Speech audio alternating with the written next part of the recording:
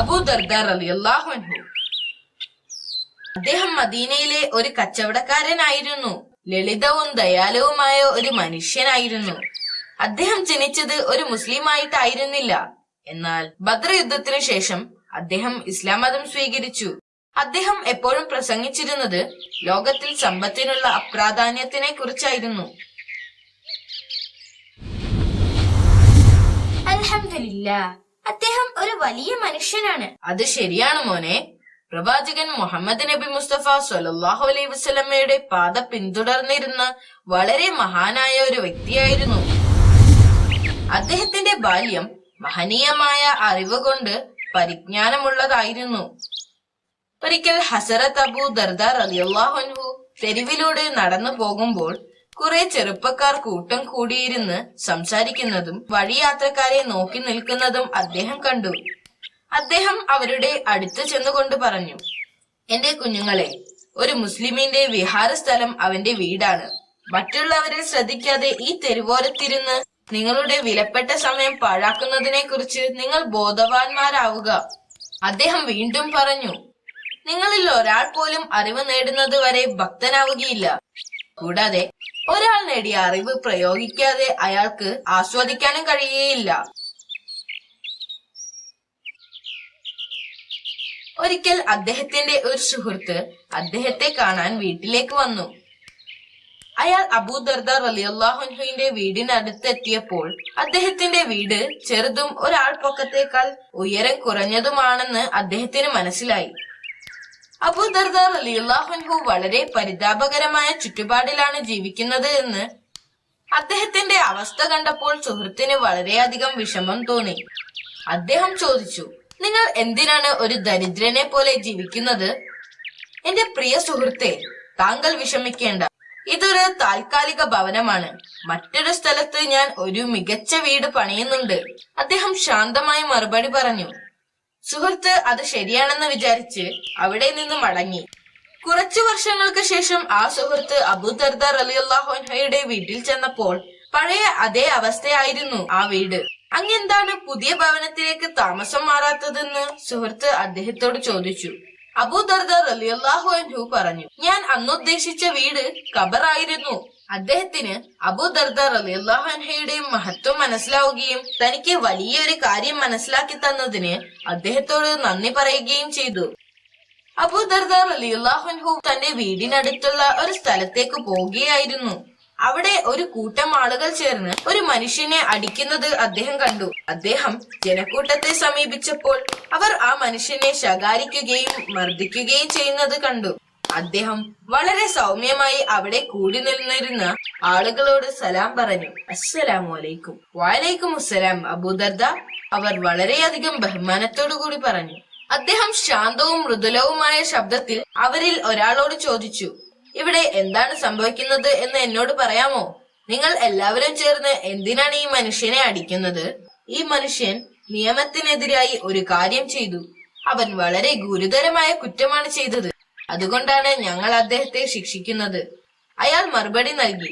അബൂ ദർദാ റളിയല്ലാഹു അൻഹു അവിടെ നിന്നിരുന്ന എല്ലാവരെയും നോക്കി ഒരു നിമിഷം നിശബ്ദമായി നിന്നു.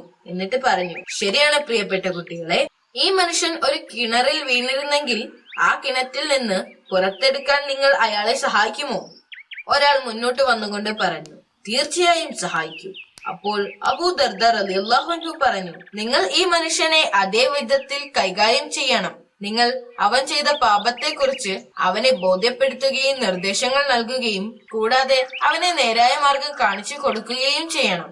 നിങ്ങളുടെ പാപങ്ങൾ അള്ളാഹു പൊറുക്കുന്നത് പോലെ എപ്പോഴും അള്ളാഹുവിനോട് നന്ദി കാണിക്കുക. അപ്പോൾ ഒരാൾ മുന്നോട്ട് വന്നുകൊണ്ട് അദ്ദേഹത്തോട് ചോദിച്ചു, താങ്കൾക്ക് അയാളോട് വെറുപ്പില്ലേ? അബൂ ദർദാ റളിയല്ലാഹു അൻഹു ശാന്തമായ ശബ്ദത്തിൽ മറുപടി പറഞ്ഞു, ഞാൻ അവനെയല്ല, അവന്റെ പ്രവർത്തികളെ വെറുക്കുന്നു. അവൻ തന്റെ പാപപ്രവർത്തികൾ ഉപേക്ഷിച്ചാൽ അവൻ എന്റെ സഹോദരനായിരിക്കും. അബൂ ദർദാ റളിയല്ലാഹു അൻഹുയുടെ സ്നേഹം നിറഞ്ഞ വാക്കുകൾ കേട്ട് പാപിയായ ആ മനുഷ്യൻ തന്റെ തെറ്റ് മനസ്സിലാക്കി കരയുകയായിരുന്നു. അവൻ പശ്ചാത്തപിക്കുകയും അതിനുശേഷം നല്ലൊരു ജീവിതം നയിക്കുകയും ചെയ്തു. അബൂ ദർദാ റളിയല്ലാഹു അൻഹു ഒരു കാലത്ത് ഒരു വലിയ വ്യാപാരിയായിരുന്നു. എന്നാൽ പ്രവാചകൻ റസൂലുള്ളാഹി സ്വല്ലല്ലാഹു അലൈഹി വസല്ലമയെ കണ്ടതിനു ശേഷം അദ്ദേഹത്തിന് കച്ചവടത്തിലുള്ള താല്പര്യം നഷ്ടപ്പെട്ടു. അദ്ദേഹം കൂടുതൽ സമയവും പ്രവാചകന്റെ കൂടെ ചിലവഴിക്കാനാണ് ആഗ്രഹിച്ചത്. ഒരിക്കൽ അദ്ദേഹത്തിന്റെ സുഹൃത്തുക്കൾ അദ്ദേഹത്തോട് ചോദിച്ചു, എന്തുകൊണ്ടാണ് താങ്കൾ ഇപ്പോൾ കച്ചവടത്തിൽ താല്പര്യം കാണിക്കാത്തത്? പ്രവാചകനെ കണ്ടുമുട്ടുന്നതിനു മുൻപ് ഞാനൊരു വ്യാപാരിയായിരുന്നു. അതിനുശേഷം ഞാൻ ഇസ്ലാം മതം സ്വീകരിച്ചു. പിന്നീടുള്ള എന്റെ ജീവിതത്തിൽ കച്ചവടത്തോടൊപ്പം പ്രാർത്ഥനകളിലൂടെ ജീവിതം നയിക്കാൻ ശ്രമിച്ചു. അപ്പോഴാണ് ഞാനത് മനസ്സിലാക്കിയത്. എനിക്ക് പൂർണ്ണമായി അള്ളാഹുവിലേക്ക് അടുക്കാൻ കച്ചവടം ഒരു തടസ്സമാണെന്ന്. അതുകൊണ്ടാണ് എന്റെ കച്ചവടത്തിന് പകരം അള്ളാഹുവിനോട് അടുത്തു നിൽക്കാൻ ഞാൻ തീരുമാനിച്ചത്. അദ്ദേഹം മറുപടി പറഞ്ഞു. അബൂദർദ റളിയല്ലാഹു അൻഹു ലൗകിക കാര്യങ്ങളിൽ നിന്നും കൂടുതൽ അകന്നിരുന്നു. വളരെ തണുപ്പുള്ള ഒരു രാത്രിയിൽ കുറച്ച് തീർത്ഥാടകർ അദ്ദേഹത്തിന്റെ വീട് സന്ദർശിച്ചു. അബൂദർദ റളിയല്ലാഹു അൻഹു തീർത്ഥാടകരോട് ആ രാത്രിയിൽ തന്റെ വീട്ടിൽ ചിലവഴിക്കാൻ ആവശ്യപ്പെട്ടു. അവർക്ക് ചൂടുള്ള ഭക്ഷണം നൽകി. പക്ഷേ ആ തണുപ്പത്ത് അവർക്കൊരു പുതപ്പ് നൽകിയില്ല. അവർ ഉറങ്ങാൻ പോകുമ്പോൾ അബൂദർദ റളിയല്ലാഹു അൻഹു അവർക്ക് പുതപ്പുകൾ നൽകിയില്ലെന്ന് അവർ മനസ്സിലാക്കി. തീർത്ഥാടകരിൽ ഒരാൾ അബൂദർദ റളിയല്ലാഹു അൻഹുവിനോട് ഒരു പുതപ്പ് ചോദിക്കാൻ തീരുമാനിച്ചു. എന്നാൽ മറ്റുള്ളവർ അയാളെ നിരുത്സാഹപ്പെടുത്തി. അദ്ദേഹം ഉറങ്ങിയിട്ടുണ്ടാവുമെന്നും ശല്യപ്പെടുത്തരുത് എന്നും അവർ അദ്ദേഹത്തോട് പറഞ്ഞു. എന്നാൽ അയാൾ അത് വകവെക്കാതെ നേരെ അബൂദർദ റളിയല്ലാഹു അൻഹുവിന്റെ മുറിയിലേക്ക് ചെന്നു. എന്നാൽ അവിടെ അദ്ദേഹം കണ്ടത് അബൂദർദ റളിയല്ലാഹു അൻഹുയും ഭാര്യയും ഒരു പുതപ്പ് പോലുമില്ലാതെ തറയിൽ കിടക്കുന്നതായിരുന്നു. അടുത്ത ദിവസം രാവിലെ അയാൾ നേരെ അബൂദർദ റളിയല്ലാഹു അൻഹുയുടെ അടുത്തേക്ക് ചെന്ന് ചോദിച്ചു, ഇത്രയും തണുപ്പുള്ള രാത്രിയിൽ ഒരു പുതപ്പ് പോലുമില്ലാതെ ഉറങ്ങിയത് എന്തുകൊണ്ടാണ്? ഒരു കച്ചവടക്കാരനായ അങ്ങയുടെ സമ്പത്തും പദവിയുമെല്ലാം എവിടെ? എന്റെ വിലയേറിയ എല്ലാ വസ്തുക്കളും ഞാൻ ഈ ഗ്രാമത്തിലെ മറ്റെല്ലാ വീടുകളിലേക്കും മാറ്റി. ആ വീടുകളിൽ ആവശ്യമായ എല്ലാ വസ്തുക്കളും ഞാൻ ശേഖരിക്കുന്നു. ഇവിടെ ഒരു പുതപ്പെങ്കിലും ഉണ്ടായിരുന്നെങ്കിൽ തീർച്ചയായും ഞാനത് താങ്കൾക്ക് തരുമായിരുന്നു. അദ്ദേഹം മറുപടി പറഞ്ഞു. അദ്ദേഹം ഉദ്ദേശിച്ചത് എന്താണെന്ന് അയാൾക്ക് മനസ്സിലായി. അയാൾ ആദരവോടെ അദ്ദേഹത്തിന്റെ മുൻപിൽ തലകുനിച്ചു. അബൂദർദ റളിയല്ലാഹു അൻഹു പൂർണ്ണമായി കച്ചവടത്തെ ഉപേക്ഷിച്ചിരുന്നില്ല. ലോകത്തിന്റെ ആഡംബരങ്ങളും പദവികളുമെല്ലാം അദ്ദേഹം ഉപേക്ഷിച്ചിരുന്നു. ശരീരത്തിന്റെ ആരോഗ്യം നിലനിർത്താനുള്ള ഭക്ഷണവും ശരീരം മറക്കുന്നതിനു വേണ്ടിയുള്ള വസ്ത്രവും മാത്രം മതിയായിരുന്നു അദ്ദേഹത്തിന്. ഖലീഫ ഉമറിന്റെ കാലത്ത് അബൂദർദ റളിയല്ലാഹു അൻഹുവിനെ ഷാമിലെ ഉന്നത പദവി നൽകി തിരഞ്ഞെടുക്കപ്പെട്ടു. പക്ഷേ അബൂദർദ റളിയല്ലാഹു അൻഹു അത് നിരസിച്ചു. ഈ തീരുമാനത്തിന്റെ കാരണമെന്താണെന്ന് ഖലീഫ ഉമർ റളിയല്ലാഹു അൻഹു ചോദിച്ചപ്പോൾ അദ്ദേഹം പറഞ്ഞു, ഞാൻ ഷാമിലേക്ക് പോകണമെങ്കിൽ ഞാൻ അവിടെയുള്ള ആളുകളെ വിശുദ്ധ ഖുർആൻ പഠിപ്പിക്കുകയും എന്റെ കൂടെ പ്രാർത്ഥിക്കാൻ ഞാൻ അവരോട് ആവശ്യപ്പെടുകയും ചെയ്യും. ഖലീഫ സമ്മതിച്ചു. അങ്ങനെ അബൂദർദ റളിയല്ലാഹു അൻഹു അദ്ദേഹത്തിന്റെ ദൗത്യം വിജയകരമായി പൂർത്തിയാക്കി. പിന്നീട് അബൂദർദ റളിയല്ലാഹു അൻഹു ഡമസ്കസിലേക്ക് പോയി. അവിടെയുള്ള ആളുകൾ അധാർമിക ജീവിതം നയിക്കുന്നതായി അദ്ദേഹം കണ്ടെത്തി. അവർ ധാരാളം മദ്യപിക്കുകയും ആഡംബരവും സുഖസൗകര്യങ്ങളും നിറഞ്ഞ ജീവിതം നയിക്കുകയും ചെയ്തിരുന്നു. ഇത് കണ്ട അബൂദർദ റളിയല്ലാഹു അൻഹുവിന് വളരെ വിഷമം തോന്നി. അതുകൊണ്ട് അദ്ദേഹം ജനക്കൂട്ടത്തെ പള്ളിയിലേക്ക് വിളിച്ച് എന്നിട്ട് അവരോട് സംസാരിച്ചു. അദ്ദേഹം പള്ളിയിൽ വെച്ച് ആത്മീയവും വൈകാരികവുമായ ഒരു പ്രഭാഷണം നടത്തി. അതിൽ അവർ ജീവിച്ചുകൊണ്ടിരുന്ന ജീവിത രീതിയെക്കുറിച്ച് അവരെ ഓർമ്മിപ്പിച്ചു. അള്ളാഹുവിന്റെ കൽപ്പനകളെക്കുറിച്ച് അദ്ദേഹം അവരെ പഠിപ്പിച്ചു. അവരുടെ ജീവിതത്തിന്റെ അടിത്തറയായ വിശുദ്ധ ഖുർആനിലൂടെ വിശുദ്ധ ജീവിതം നയിക്കേണ്ടതിന്റെ ആവശ്യത്തെക്കുറിച്ചും അവരെ ഉപദേശിച്ചു.